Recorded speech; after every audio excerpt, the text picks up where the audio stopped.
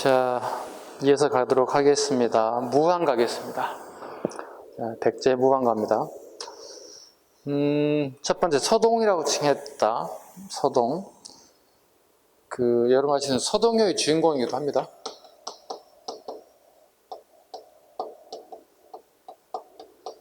요자는 노래 서동이죠. 무왕의 이름이 서동이었겠죠. 백제의 이제 하반기에 후반부에 왕위 다툼에서 밀려났을 거예요. 근데 사정상 어머니와 함께 밖에 나와서 살았던 것 같아요, 서동이. 그리고 훗날 왕위 다툼에서 어떤 정쟁에 휘말렸는지 모르겠지만 결국 무왕이 서동이 왕이 됐습니다. 그래서 무왕이라고 하고요. 서동의 주인공이다. 그 대표적인 인물이 신라 진평왕의 셋째 딸 선화공주라고 얘기하죠. 선화공주와 연애하고 결혼해서 행복하게 잘 살았대요. 이게 삼국사에 나오는 서동의 핵심 내용이 되겠습니다. 그 주인공이기도 합니다. 자, 이 시기에 또 내용을 봐야 되겠습니다. 관륵을 일본에 보내 천문지리 역법 불교를 전달, 그 다음에 미륵사와 왕사를 건립, 미륵사 왕사를 완성하게 됩니다. 그 다음에 익산으로 천도하여, 천도를 계획하여 왕궁이 건설됐다. 익산 천도 계획. 익산 천도 계획, 전라북도 익산입니다. 천도 계획을 세웠던 것 같다. 실천은 하지 못했다고 봐야 되겠죠. 실천하지를 못했다. 실천까지는. 요즘에 비교하자면 이건 아마 행정도시가 아니겠는가 이렇게 상상할 수 있습니다. 오늘날에 세종시 마냥 행정도시로 쓰려고 하지 않았을까. 가설입니다. 확실할 수는 없고요. 일단 기초적으로 우리가 이런 건 잡아야 되겠죠. 백제 수도가 어떻게 천도됐는지 정도로 우리가 순서를 잡아야 되겠죠. 제일 처음에 뭐가 되겠습니까? 한성이 되겠죠. 한성을 중심으로 원조에 의해서 나라가 건국됐을 때 초창기 수도가 한성이 되겠죠. 그 다음에 이제 계로왕이 죽죠. 계로왕의 사망과 관련돼 있죠. 계로왕의 사망. 그의 아들 문주왕 시기에 수도가 한 번 더 옮겨지죠. 어디로요? 웅진으로. 오늘날의 공주가 되겠죠. 그 다음에 사비로 한 번 더 옮겨지죠. 오늘날의 부여가 되겠죠. 요건 이제 우리 알다시피 성왕 시기에 좀 더 광활한 땅, 우리 웅진을 가보시면, 공주를 가보시면 되게 좀 협소한 면이 없지 않아 있어요. 도시가요. 인구가 되게 증가할 수 있는 여력이 거의 없죠. 그래서 좀 더 넓은 것인 평지가 잘 활성되어 있고, 그 다음에 강과 바다를 이어서 바로 해상 무역을 할 수 있는 좋은 조건을 가진 사비로 한번 천도하게 됐죠. 최소한도 이 정도의 천도 내용 알아야 되겠죠. 그리고 아까 방금 얘기했던 익산 천도 계획 정도. 그래서 익산까지 우리가 묶어서 웅진, 사비, 익산 묶어서 백제 수도권을 잡아서 이게 유네스코에 세계 문화유산 등등으로 얼마 전에 등재가 됐습니다. 자, 됐죠? 두 번째 의장 가겠습니다. 그렇게 하고요. 의장 한번 살펴볼까요? 이제 마지막 왕이기도 합니다. 자, 첫 번째 1번 642년 왕이 직접 군사를 거느리고 신라를 공격, 40의 성을 항복, 같은 해 8월 장군 윤총을 시켜 태야성을 공격, 김춘추 사인 김품석의 가족을 죄송합니다. 김춘추 사인 김품석의 가족을 몰살시켰다. 자, 의장 시기에 이제 우리 알다시피 김품석이 사망하게 됩니다. 김춘추의 사이기도 합니다. 그대로입니다. 뿐만 아니라 김품석의 아내도 같이 죽게 되겠죠. 아내가 김춘추의 딸이죠. 이렇게 해서 김춘추 입장에서는 되게 아쉽겠죠. 사이도 사이지만 자기 딸이 죽었잖아요. 그래서 이렇게 원대한 꿈을 가지고 삼국 통일을 이루어나가는 과정이 아니었고요. 어떻게 보면 자기 가족에 대한 어떤 복수로부터 출발하지 않았나 이렇게 볼 수 있습니다. 그 다음에 고구려와 함께 당항성을 공격하여 나당동맹을 이어버렸고, 점령 기록은 존재하지 않습니다. 이건 우리 기출문제입니다. 고구려와 함께 당항성을 공개했다. 이때 의자왕과 함께. 당항성이 어딘지는 우리가 알아야 되겠죠. 여기입니다. 오늘날 경기도 화성 얘기합니다. 경기도 화성시입니다. 즉 당나라로 가는 직항로가 여기 있다는 겁니다. 그래서 삼국은 끊임없이 한강을 노리고 마지막 당항포라고 보통 얘기합니다. 당항포 또는 당포 줄여서 하고 합니다. 이 도시를 노리려고 하는데 이 지역을 차지하기 위해서 고구려 손잡고 공격하기도 했다. 3번 개백 향산벌 전투에서 패배 이후에 나당 연합군에 의해 멸망, 이후 당으로 끌려가서 사망하기도 했습니다. 자, 의장 시기에 이제 초기의 의장의 정책은 그럭저럭 괜찮아요. 근데 후기 가면서 문제가 신하들, 충신들, 그 다음에 열심히 사던 장군들이 전부 다 속된 말로 잘려요. 섬으로 유배가게 돼요. 그리고 가정에 이제 뭐가 되냐면 신라와 당나라가 연합군을 만들어요. 나당 연합군을 통해서 조이기 시작한다고요. 그래서 소정방이 해군을 통해서 이렇게, 그 다음에 김유신은 이렇게 항산벌로 오게 된다고. 여기에 뚫리게 되고 그 항산벌이 뚫리게 된다는 뜻이 되겠습니다. 자, 그 다음에요. 해동증자로 칭했다. 해동증자는 우리가 꼭 잡아주셔야 되겠습니다. 해동증자. 이건 효의 화신이에요. 효의 화신으로서 효동증자라고 부르더라. 되게 효성이 지극했던 인물이라고 봐야 되겠죠.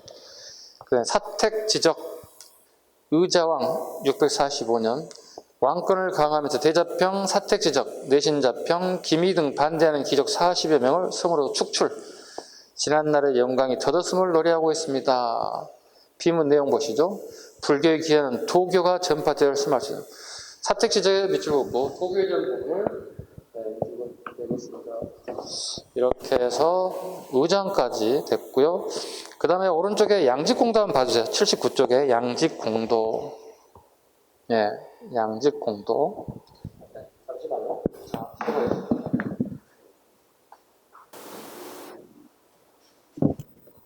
자, 죄송합니다.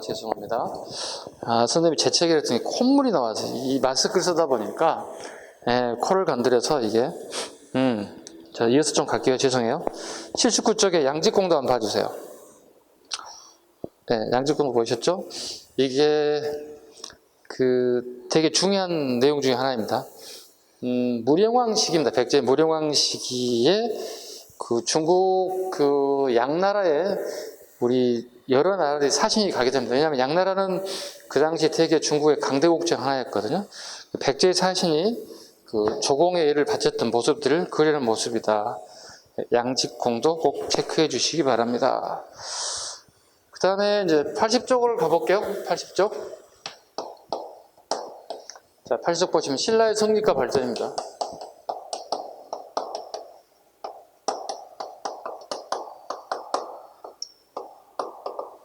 자, 80쪽 한번 봐주시죠. 자, 보시면 여기서 핵심은 이거예요. 신라 왕후의 변천이에요. 자, 볼게요. 거서간, 차차웅, 이사금, 마리간. 그 다음에 왕. 자, 거기 보시면 간에 한번 동그라미 쳐봐. 거서간, 마리간. 이건 아마 간은 칸을 갖다가 아마 이렇게 발음이 나온 것 같아요. 유목민들의 짱을 갖다 보통 우리 징기스칸 이런 표현을 쓰죠. 징기스칸. 거서간, 차차웅, 이사금, 간. 자, 거서간은 군장, 차차웅은 무당의 의미, 이사금은 연장자의 의미, 마리간은 대군장. 그 다음 왕 보시겠습니다. 왕은 한자식 왕후, 지중왕 때 처음 중국식 한족의 문화를 받아들였다. 이게 한화 정책이라는 표현을 쓰고요. 그 다음 버붕왕 때 불교식 악명, 버붕왕 때 불교식 악명.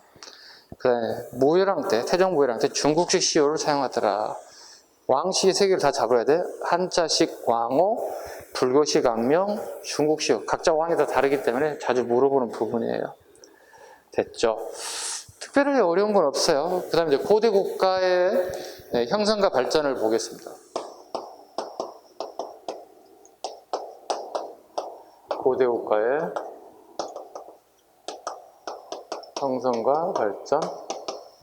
자, 이제 신라 왕들에 대한 업적들을 하나씩 살펴보도록 하겠습니다. 첫 번째가 제일 먼저 나온 게 뇌물마리간입니다.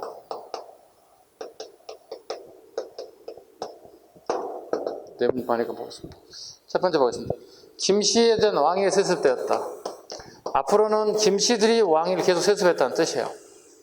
우리 신라 공부하다 보면 이렇게 나오잖아요. 박, 석, 김.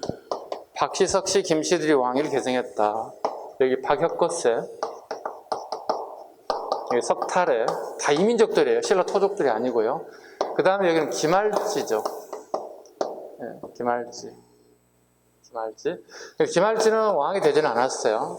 김할지는 아마 김일제 후손으로 잡고 있어요. 김일제는 중국의 왕망이라는 사람과 힘을 합쳐서 한나라를 멸망시키고 새로운 나라를 만드는데 그게 신나라예요. 근데 신나라가 얼마 가지 못해서 왕망이 죽게 되고 쫓겨나게 되고요. 또 살기 위해서 김일제도 마침 쫓겨나게 돼요. 그럼 그의 후손들이 도망가야 되겠죠. 그 김할지 세력의 일부가 아마 우리나라 신라로 들어오지 않았을까. 그리고 이 김씨들이 첫 번째 김씨 왕은 미추 이사금이에요. 이게 첫 번째예요. 김씨 첫 번째 왕은 미추 이사금입니다. 그런데 미추 이사금 이후에 끊겨요, 김씨가. 그리고 뇌물마리간 때부터는 김씨가 왕위를 계속 계승하게 돼요. 그래서 이걸 갖다가 뇌물한개가 권력을 잡았다 이런 표현을 써요. 뇌물한개가 권력을 잡게 되었다. 언제까지? 중기에 김춘추 계열이 무열한개 잡을 때까지 뇌물한개가 권력을 잡게 됐다는 뜻이 되겠습니다. 잡아야 됩니다. 어떤 거? 첫 번째 김씨의 왕은 미추 이사금. 그 다음에 뇌물마리간 시기부터 김씨가 지속적으로 왕위의 계승권을 가지게 됐다. 자, 됐죠? 그 다음에 두 번째 갑니다. 전진과 통교하여 사신 이두를 두 차례 파견하기도 했다. 뭐 그 정도. 애의 침입을 고구려 광개토장의 도움을 통해서 격퇴하게 됐다. 야, 요건 우리 공무시험에 되게 잘 나오는 부분입니다, 이거. 자, 뇌물마리간 시기에 어떤 상황이 됐는지 한번 보자고요. 자, 봐볼까요? 살짝 지도 그려볼게요. 이렇게. 자, 백제, 신라, 고구려, 당나라, 이렇게. 여기가 있다는 거예요, 이렇게. 자, 봐봐요. 이 사이에 가야가 있어요. 금강가야가 있다고요. 자, 백제와 금강가야와 이 세 개의 나라가 힘을 합쳤어요. 그리고 신라를 공격해서 경주를 차지하게 됐어요. 이때 신라의 왕은 뇌물마리간이에요. 뇌물마리간이 고구려의 SOS를 청하게 돼요. 이렇게. 이때 고구려 왕은 그 유명한 5세기 최고의 전성기왕이었던 광개토대왕이야. 그 SOS를 청하고 광개토대왕이 군사를 끌고 5만의 기병을 끌고 이 동해안 루트로 온다고. 기병 5만 명이 이렇게 오게 된다고. 그리고 왔더니 경주에는 애인들이 가득 찼더라 그래요. 애인들이 가득 찼더라. 그래서 기병 5만 명이 와서 애인을 몰아내고 얘들은 낙동강 하구를 통해서 본국으로 도망갔겠죠. 그리고 금강가에는 오늘날 김해 지역이죠. 그래서 광개토대왕이 김해 지역까지 내려오게 됐다. 여기까지. 이 결과 광개토대왕의 남하로 인해서 결과적으로 금강가야의 세력은 어떻게 됐을까? 되게 쇠락했을 것이다. 그리고 고령 지방의 경상북도입니다. 고령 지방의 대가야 중심으로 세력이 재편되더라. 보통 우리 가야하면 육가야가 있지 않습니까? 그죠? 대가야부터 금강, 우리 구급에는 보러 이제 대가야, 금강가야만 공부하면 되는데요. 육가야 중에서 금강가야 원래 패권을 차지하고 있던 나라인데 광개토대왕의 남하로 인해서 금강가야는 쇠락하게 되었고 경상북도 고령 지방입니다. 고령에 있는 이 대가야를 중심으로 세력이 재편되더라. 이게 시험에 자주 나오는 부분이에요. 아셨죠? 이거 꼭 기억하셔야 돼요. 그 다음에 고구려 군대가 한동안 신라 영토에 주둔하게 되더라. 맞아요. 여기 애군을 몰아내고 고구려군이 여기 주둔하게 돼요. 예, 그리고 일종의 내전 간섭이 되게 심해져요. 내전 간섭이 한 나라를 지키는 명분으로 고구려군이 경주에 가게 주둔하게 되면서 감나라, 판나라 이렇게 주장을 할 수밖에 없었겠죠. 그럼 뭐가 돼요? 신라인들이 되게 좀 수모스러운 일이 많이 발생했겠죠. 그거 얘기하고 있는 거고요. 그 다음에 호명 그룹 보겠습니다. 호명 그룹. 그 호총이라고 하는 건데요. 이게 1946년쯤에 아마 이게 처음 발견돼서 원래 이게 이런 무덤이 원래 있었던 게 아니라 무덤 밑에 여기에 집을 지고 살았던 거예요. 모르고. 처리하다 보니까 이상한 게 자꾸 나오다 보니까 이걸 발굴이 시작된 거예요. 그런데 되게 특이한 게 하나 나오더라는 거예요. 누구의 무덤인지를 몰라요. 총이 들어간 것은 뭐냐면 대표적인 유물들이 등장한 거예요. 유물들이 발견했을 때 총이라고 불러요. 능은 왕능을 얘기하는 거예요. 왕의 무덤을 갖다가 뒤에 능자가 붙어요. 능. 이거 왕의 무덤이에요. 이것은. 총은 대표적인 유물이 발견된 거예요. 일반인이 죽게 되면 뭐가 돼요? 묘라고 보통 얘기하는 거예요. 세 가지로 구분해요. 능, 총, 묘.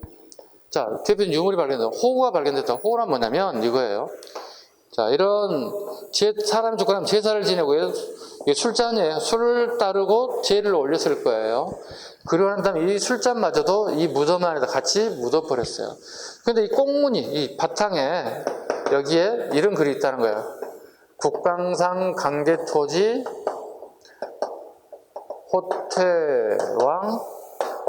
호태왕 호우십 이렇게 들어가 있다는 거예요. 국강상 강제토지 호태왕은 즉 강제토장을 얘기하는 거고 호우십은 호우는 이걸 얘기하는 거야. 열십자는 이것은 그냥 글자수를 맞추기 위한 어떤 글 맞추기 위한 한자라고 보시면 돼요. 그래서 이걸 명칭에서 호우총이라고 불러요. 술잔이 발견됐다. 그런데 재밌는 것은 이 글귀와 장수왕에 썼던 강제토장 비문의 글귀 글자체가 똑같다는 거예요. 글자체가. 그럼 동일한 사람이 이 글을 썼을 거라고 보는 거예요. 그만큼 고구려적인 요소가 신라에 발견됐다는 얘기는 5세기 이후에 고구려 영향력이 신라에 얼마나 깊숙한 것에까지 미쳤는가를 반영해 주는 게 호총이다. 시험에 한동안 되게 많이 나왔어요. 이게 다 맞으라고 주는 거예요, 요즘에는. 그 다음에 이제 눌지마리간을 좀 가겠습니다. 자, 좀 지울게요.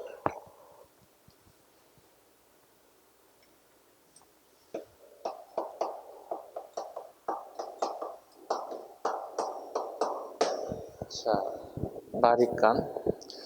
뇌물마리간, 눌지마리간, 자비마리간, 소지마리간. 가끔 이렇게 시험 나올 수 있어요. 다음 마리간 시기에 시험 문제 보면 이렇게 나옵니다. 다음 마리간 시기에 사실로 옳은 것 또는 옳지 않은 것은 이렇게 가끔 물어보는 시험도 있어요. 그러면 뇌물, 눌지, 자비, 소지 다 알아야 돼요. 자, 눌지마리간 갑니다. 나제 동맹이 체결되었다. 백제비유왕과 고구려 장수왕의 남하정책에 대항해서 고구려 남하정책에 대해서 나제 동맹이 체결되었다. 기본. 그다음에 부자상속제. 보통 형제상속, 부자상속으로 넘어온다는 게 왕권이 강화됐다는 의미를 가지고 있습니다. 그 다음에 3번 우리 시험에 잘 나오는 부분 중에 하나가 나와 있네요. 불교 전파에 관련된 부분입니다. 불교 진례가 관련되어 있습니다. 묵호자, 잠시만요.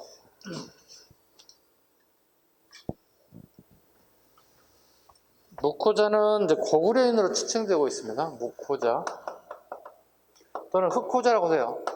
거물묵, 거물흑차, 묵호자, 흑호자. 이 사람이 신라의 불교를 전파했지만 공유되지는 못했을 것이다. 아마 고구려인이라고 표기되어 있는데 고구려인들의 얼굴 모습이 까맣지는 않지. 그죠? 근데 아마 고구려인이라고 얘기했지만 아마 묵호자, 흑호자라는 걸 봤을 때는 아마 인도 계열의 사람이 아니었을까. 동남아시아의 사람이 아니었을까. 근데 이 사람이 온 것은 뭐냐면 우수를 같이 가져와요. 가장 우리나라의 신라의 취약점 중에 이거거든요. 눌지 왕의 딸, 즉 공주가 병에 걸렸다는 거예요. 그래서 이 사람을 한번 보시죠 이렇게 봤다는 거예요. 신라의 의사들은 이걸 고치지 못하더라는 거지. 거의 샤머니즘이에요. 무당에 와서 굿하고 낫기를 바라는 정도밖에 안 돼요. 의술 특별한 게 없어요.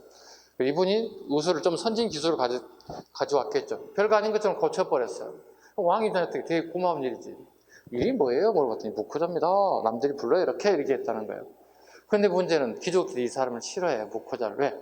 이 사람이 승려이기 때문에. 그리고 왕과 불교가 결탁해서 무언가 이득을 취하려고 하는 거 아니야?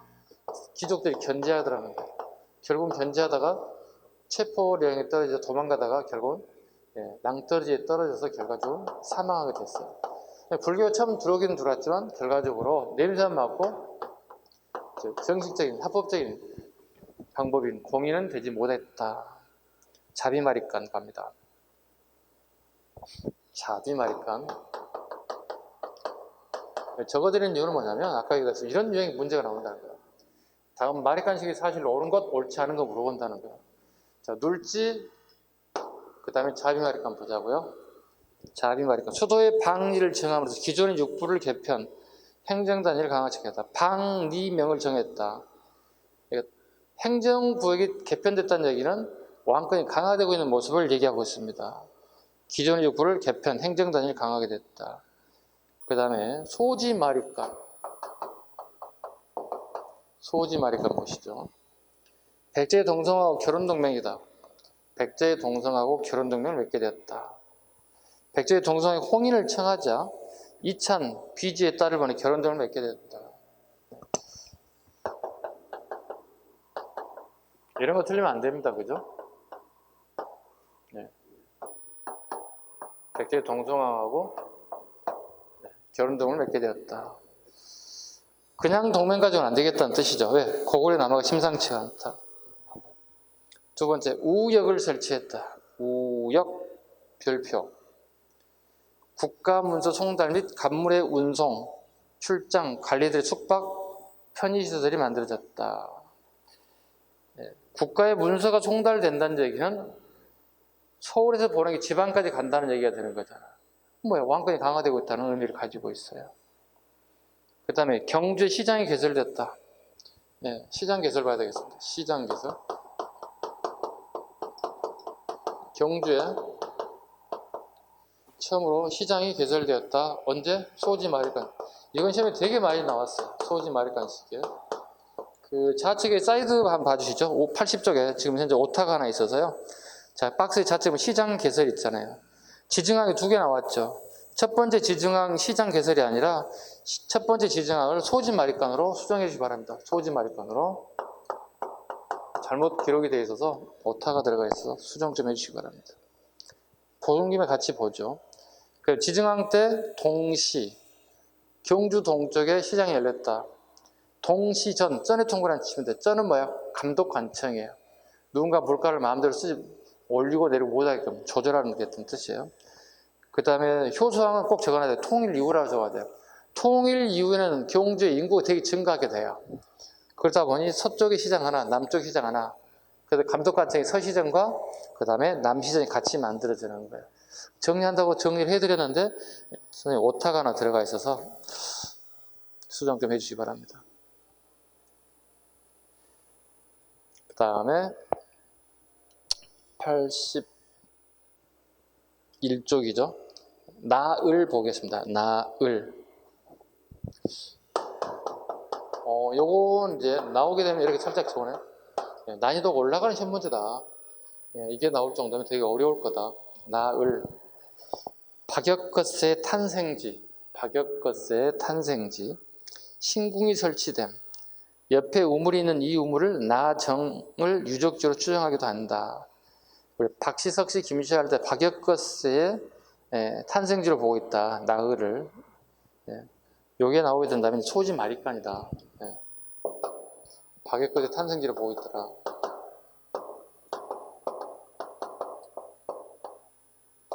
이 정도까지. 핵심은 여기서 중요한 건 뭐예요? 마리간 시기의 왕들의 업적이 옳은 거 옳지 않고 대부분 물어볼 겁니다. 크게 벗어나지 않아요. 그래서 여기에 눌지, 그죠? 아니, 뇌물, 눌지, 자비, 소지, 마리칸 이 네 분의 업적들을 중심으로 꼭 봐주시라는 얘기를 드리겠습니다. 자, 됐죠? 자, 잠시 쉬겠습니다.